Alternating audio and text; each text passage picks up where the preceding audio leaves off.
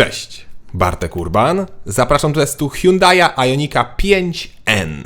I to N na końcu oznacza, że do tego auta dorwała się dywizja N, czyli zespół odpowiedzialny za sportowe Hyundai, takie jak Kona N, i20N czy i30N, a na innych rynkach są jeszcze modele Elantra N czy Veloster N.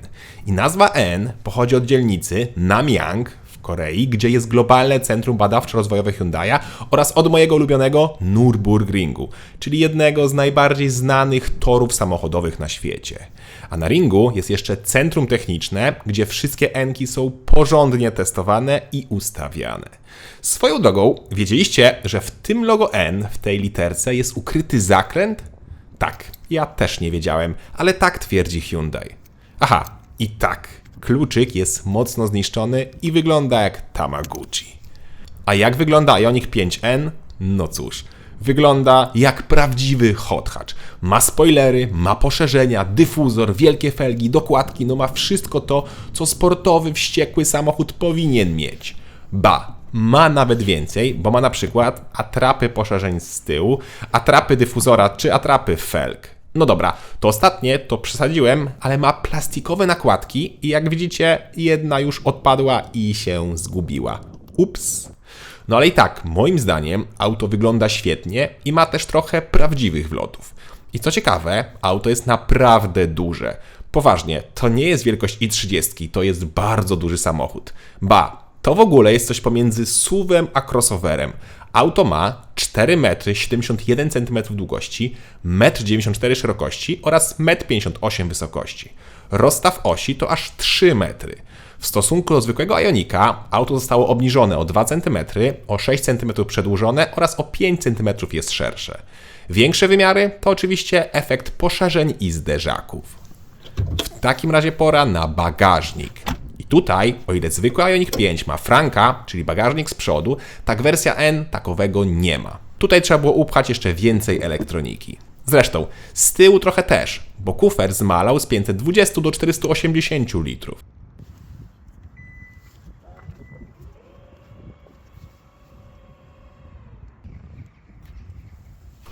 Ale to nie jest mała przestrzeń, zwłaszcza, że w Ioniqu 5 mamy przesuwną tylną kanapę i tym samym możemy zwiększyć kufer. I to jest super patent, to powinno być w każdym aucie, zwłaszcza typu SUV czy tam crossover. Pod podłogą jest jeszcze drugie dno, idealne na zestaw naprawczy, klucze czy oczywiście kable do ładowania.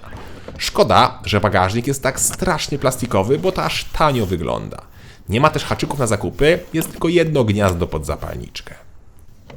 Miło za to, że jak położymy oparcie, to mamy płaską powierzchnię. To lubię. Nie lubię za to, jak są takie szerokie progi, bo zawsze mamy nogawki brudne. No ale po zajęciu miejsca okazuje się, że Ioniq 5 jest bardzo przestronnym autem, zwłaszcza na nogi. Zresztą na głowę też, a dodatkowo możemy regulować i oparcie, i przesuwać siedzisko. Aha, i mam 186 cm wzrostu.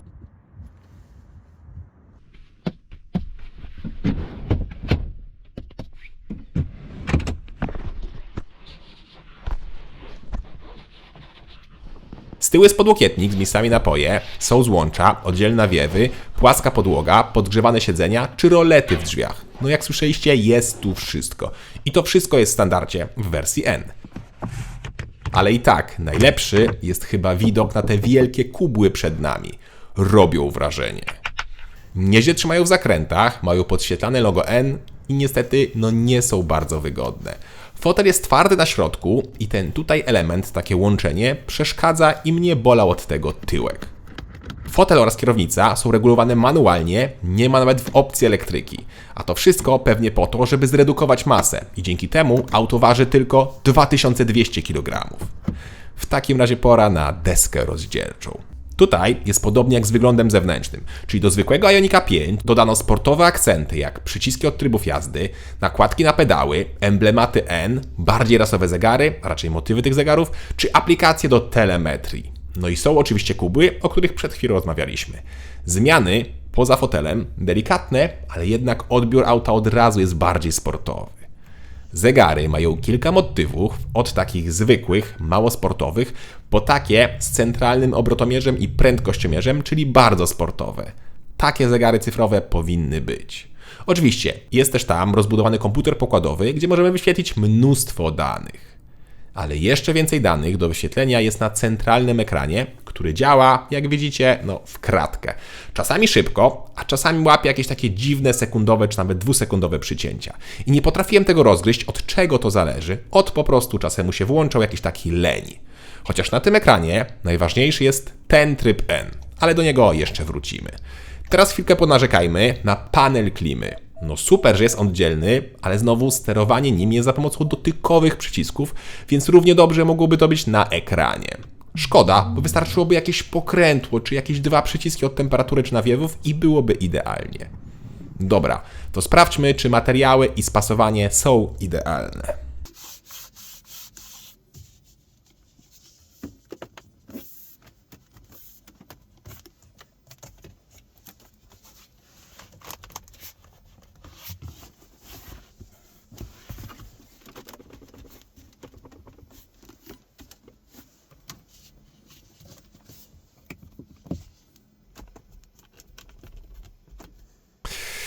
Idealne to na pewno nie są.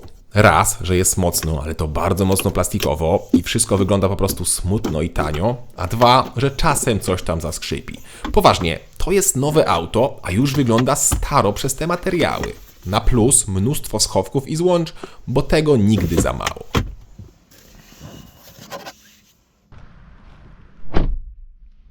Dobra, to pora na jazdę, bo już nie mogę się doczekać, aż Wam go pokażę.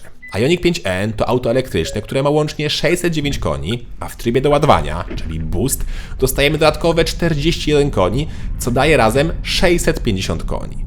Moment obrotowy to 740 Nm, który w Boost, czyli w tym doładowaniu, rośnie do 770 Nm. To są niesamowite wartości, godne super aut jak Ferrari czy Lamborghini, a nie marki Hyundai. Zresztą osiągi też są podobne jak te super samochody, bo katalogowo Ioniq 5N powinien robić pierwszą setkę w 3,4 sekundy. Tak, 3,4 sekundy do setki w Hyundaiu. Szok. Pora więc to sprawdzić.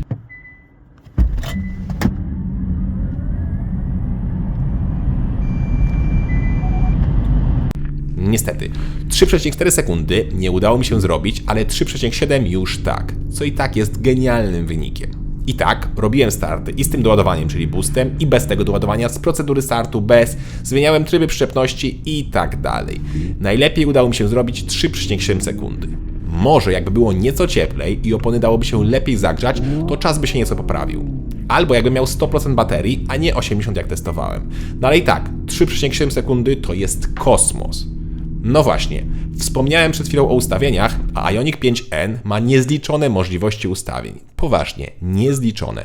To jest jeżdżący komputer i tak jak komputer, wszystko tu można zmieniać. Na przykład, chcecie mieć więcej mocy na tył? Nie ma problemu, przesuwamy suwaczek. Chcecie driftować, ale nie do końca umiecie? Proszę bardzo, jest do tego aplikacja. A może chcecie zjarać opony? Pyk, włączamy tylko napęd na tył i trakcja wyłączona. Wkurza Was, że auto jest ciche? To odpalamy dźwięk z głośników. Za mało? To odpalamy inny dźwięk, jakiś taki komputerowy.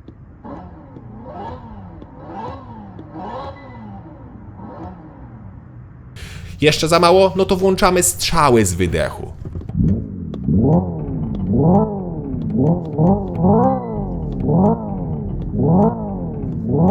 Jeszcze mało? To włączamy dźwięki na zewnątrz auta.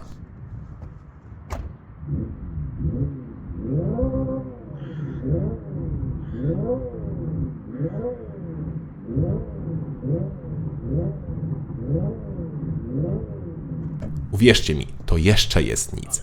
Zmienić możemy również sztywność zawieszenia, sztywność układu kierowniczego, czy największy hit i moje zdziwienie, czyli manualna zmiana biegów. Tak, te łopatki, które normalnie służą do rekuperacji, mogą się zamienić na łopatki od skrzyni biegów. I co lepsze, jak nie zmienicie biegu, to będzie odcinka. Albo jak zmienicie bieg za szybko, to będzie turbodziura i auto będzie wolność napędzało. Oczywiście udawana turbodziura, zresztą tu jest wszystko udawane. To jest auto elektryczne. Do tego możemy zmienić ustawienia szpery na tyle, czy włączyć e-pedała i nie mam na myśli tutaj siebie, jarającego się elektrykami, tylko możliwość jazdy jednym pedałem. Szok, ile tu można zmienić. I jak już to wszystko poustawiacie i ruszacie w miasto, to się okazuje, że auto daje masę przyjemności. A to strzeli z wydechu, a to złapie odcinę, a to poleci slajdem. Super. Oczywiście wszystko jest super sztuczne i komputerowe, ale poważnie, powoduje uśmiech na twarzy. Może nie na długo, bo sobie przypominacie, że i30N robił prawie to samo, poza aż takim lataniem bokiem, a było to wszystko naturalne. No ale niestety, takie mamy czasy.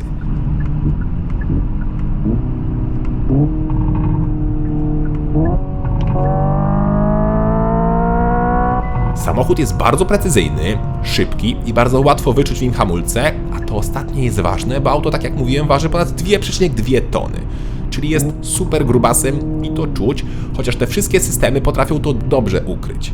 Naprawdę, auto jak na elektrycznego grubasa prowadzi się znakomicie. Zresztą, pokazały to liczne próby na torach, w tym na Nürburgringu, gdzie Ioniq 5N zrobił 7 minut 45 sekund.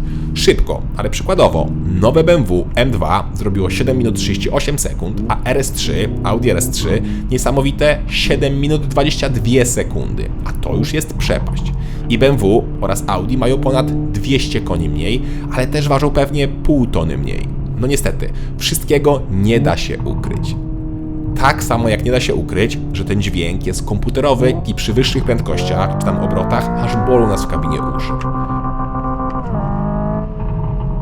Chwilę też powiem o lataniu bokiem, bo to nie jest takie oczywiste i proste jak się wydaje. To znaczy, zrobić mały slajd to robimy bezproblemowo, ale żeby pociągnąć drift czy zrobić przekładkę, to trzeba mieć sporo umiejętności i chirurgicznej precyzji, bo jednak momentów w tym samochodzie jest mnóstwo i jest on dostępny od zera, więc bardzo łatwo przesadzić. Ale da się latać bokiem i to jest też piękne. Tak samo jak da się rozładować całą baterię poniżej 300 czy nawet 200 km w mieście, przy oczywiście mocnym pałowaniu, a bateria ma 84 kWh pojemności. Jak szalejemy w mieście, to wyniki są na poziomie 30-35 kWh, ale jak już się uspokoimy i zrozumiemy, że to wszystko jest udawane i nieco jesteśmy smutni i wracamy tak do domu, to będzie to 23-24 kWh.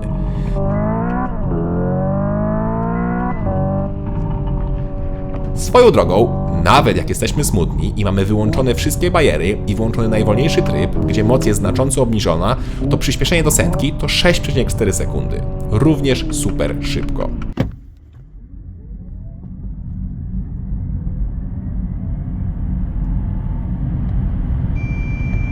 I niestety jest super drogo. To znaczy, może inaczej. Jak na 650 koni, to bym powiedział, że jest to promocja, bo 650 koni za 370 tysięcy złotych to jest bardzo dobra oferta. Ale wtedy patrzymy na przykład na ofertę od Tesli i tam Model 3 Performance kosztuje 245 tysięcy złotych, czyli 125 tysięcy złotych mniej, a osiągi ma bardzo zbliżone. Ba, Tesla nawet z miejsca jest nieco szybsza do setki, ale potem Ioniq 5N okazuje się lepszy. Z tym, że trójka Performance przy Ioniqu 5N to jest kompletna nuda. No ale jednak 125 tysięcy złotych zostaje w kieszeni. Za 310 tysięcy złotych możemy mieć na przykład Audi RS3, a za 367 BMW M2. Z tym, że oba auta są w podstawie, a Hyundai Ioniq N w podstawie ma wszystko to, co widzieliście w tym teście, a do niemieckiej konkurencji trzeba mnóstwo doklikać i cena będzie zbliżona albo i wyższa. Ja wiem, że ciężko porównać auta spalinowe z elektrycznymi, ale pod względem emocji to jednak RS3 czy M2 dają nam ich więcej i będą one naturalne. Jeden z widzów napisał mi komentarz, że Hyundai Ioniq 5N to auto, które udowadnia, że elektryk, żeby był fajny, to musi udawać spalinówkę. I podpisuje się pod tym obiema nogami. Bo faktycznie Ioniq 5N potrafi dać mnóstwo frajdy w momencie, jak udaje, że jest autem spalinowym. Brzmi, driftuje, szarpią biegi, łapie odcinę, pali kapcia czy strzela z wydechu. Tylko oczywiście, jak zwykle z udawaniem, to się w końcu nudzi.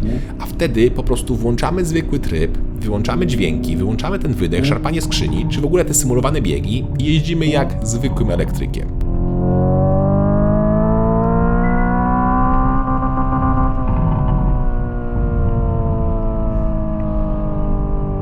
I oczywiście, że wolałbym, żeby Hyundai dalej oferował modele i20N oraz w szczególności i30N, bo tego drugiego uważam za jednego z najlepszych, jak nie najlepszego współczesnego hot hatcha. Ale jeśli faktycznie muszą robić elektryki, to niech niektóre z nich będą właśnie takie jak ten, czyli szalone, zwariowane, nieco głupie, bezsensowne, ale przynajmniej są jakieś. Tylko niech będą nieco tańsze. Cześć!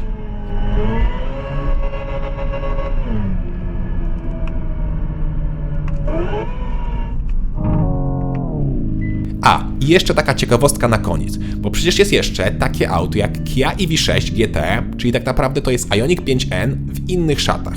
Szatach, które mocno się niestety postarzały, ale nie o tym teraz. Auto co prawda nie potrafi udawać spajnówki, ale ma również około 600 koni i robi setkę w 3,5 sekundy oraz kosztuje 400 000 złotych, czyli nawet więcej niż Ioniq 5N, a daje mniej. Ale ciekawostka, o której chcę powiedzieć, to promocja. Z tego co widzę teraz w cenniku, to te auta są za 240 000 złotych, czyli obniżka o 160 000 złotych. To się nazywa promocja, a pewnie producent i tak na tym aucie zarabia.